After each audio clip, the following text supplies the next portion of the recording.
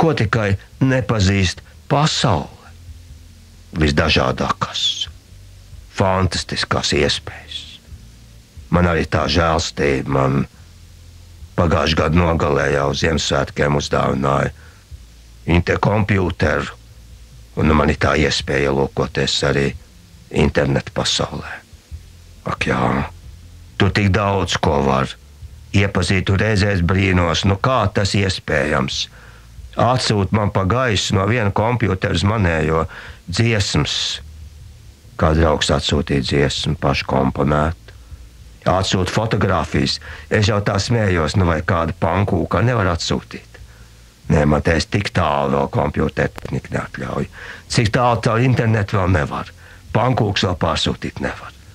Bet dziesmas un bildes var. Jā, kādreiz ir tāds kā brīnums. Ko tik mēs nepazīstam? Kādos jaunos tehnikas brīnumos mēs nevaram ielūkoties. Un drīkstam par tiem arī Dievam pateikties.